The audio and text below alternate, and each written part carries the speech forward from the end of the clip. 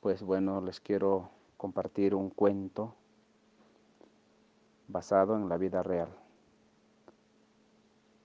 Se trata de mis abuelos, de nombre Raimundo Hualpayupanque y Cristina Corava Carvajal. Por título, El Condenado.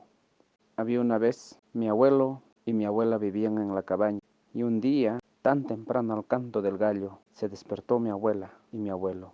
Y mi abuelo dijo: tenemos una vaca preñada, tengo que ir a verla muy temprano, porque tal vez va a parir y el cóndor se lo va a comer. Y entonces se puso caprichoso y tomó la decisión de ir tan temprano. Y él tenía sus dos amigos, sus dos perros, amigos fieles. Uno de sus perros se llamaba Rambo y el otro se llamaba Cunticha. Entonces tan temprano se alistó su poncho y su guaraca, emprendió la caminata con sus dos amigos, sus dos perros. El tiempo estaba muy nublado, no se podía ver a distancia porque estaba bien tapado de neblina, pero como él conocía el camino, podía avanzar. Más o menos hasta donde estaban sus vacas. Era una caminata de 1 hora y media, 2 horas.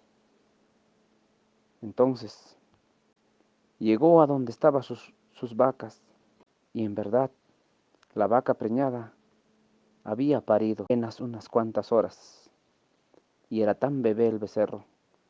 Entonces amarró con una soguita hecho con paja, hueleyichu, y lo pudo proteger en un corral tan pequeño. No podía regresar con el becerro, tan bebé no podía llegar hasta la cabaña, tan lejos. Entonces él, después de amarrarle al becerro, dejarlo asegurado, emprendió el retorno a la cabaña. E iba viniendo junto al río, porque de repente sus dos perros no estaban con él. Entonces él sentía un miedo, le invadía el miedo al no encontrarse con sus dos amigos. Venía río abajo. Entonces de repente, en uno de esos momentos, escuchó el aullido de uno de sus perros en la oscuridad de la neblina. El aullido tan tembloroso y de miedo. Y el perro aullaba de esta manera: ¡au! ¡Au! Al escuchar el aullido de su perro, invadía el miedo todo su cuerpo. Él se sentía de miedo, y más se amparaba al río, y de unos instantes el otro, su perro, de más abajo,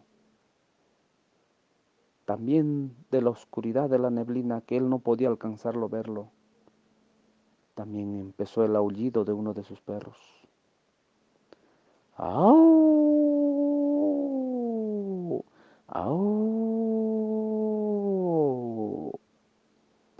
Tan concertado, precipitado, avanzaba su caminata, y de repente escuchó el llanto de un niño que lloraba: papá, papá. Sentado en una piedra al borde del río, con la mirada al frente del río, que no se dejaba ver la cara. Y él, con el susto del aullido de sus perros, se acercó y le preguntó en quechua: Huarma, Huarma, y matan Ruasianqui. Oye, niño, ¿qué haces ahí? Y el niño le dijo,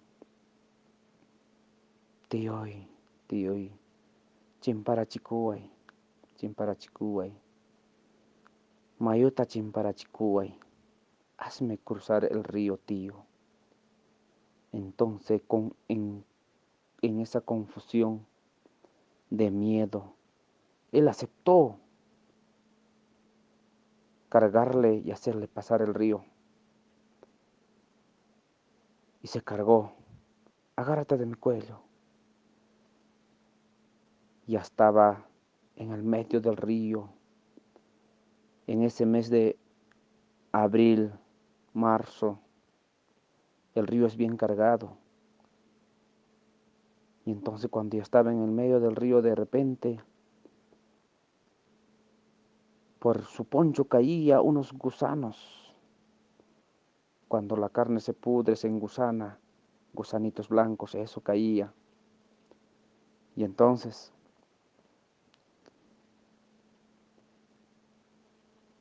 con tanta burla, el niño le decía en quechua, tíoy, tíoy, oro se encacha ni guayá, oro se encacha ni guayá. Tío, dime, gusanito de nariz, gusanito de nariz. Entonces de repente, él volteó su mirada a la cara del niño y cuando lo vio su cara, había estado saliendo gusano de su ojo, de su nariz, de su boca, de su oreja. En ese momento se dio cuenta, no era un niño normal, era el condenado a quien estaba cargando. Tan concertado de susto, lo único que le quedaba dice aventarle al río al condenado. Y el condenado gritaba en quechua cuando el río se lo llevaba y decía estas palabras: Tío, tío, Habirokoy, tío, tío. Y a 100 metros más abajo, dice, había una catarata inmensa de 200 metros de caída. Dice, adentro de la catarata, el condenado entró gritando con un eco aterrador. Las rocas, los cerros le contestaban el eco, tío, tío, tío, Habirokoy, tío. Y él del medio del río retornaba, dice, felizmente sus perros ya estaban en el borde, el cual él había perdido el habla de tanto susto, no podía pronunciar. A su perro, al Rambo, le decía, Ambo, Ambo. Al Cunticha le decía, un ticha. Cayéndose pálido, sudoroso, empezó a correr, cayéndose en retorno a su cabaña. Llegó a su cabaña donde estaba su esposa y su esposa se había dado cuenta. Algo le estaba pasando porque estaba pálido, sudoroso, y en quechua le dijo, Imán, pasamos un guía o macho, ¿qué te está pasando? Y él había gago, no podía hablar, le había dicho, oh, oh, oh. Entonces ellos tenían antiguamente un macerado especial con hierbas para el viento, para el susto, con ruda, con ajo. Con eso empezó a pasarle. Pasó unas horas, empezó a recuperarse. Una vez que se recuperó, lo pudo relatar lo que le había sucedido. Bueno, es una historia real que mis abuelos han pasado y tuve la oportunidad de conocerlos a mis abuelos. Mi abuelo vivió 108 años, mi abuela 112 años y ellos me compartieron esta historia. Bueno, un saludo al profesor Einer y a mis hijas y hijos de quinto grado de Vilcabamba. Gracias.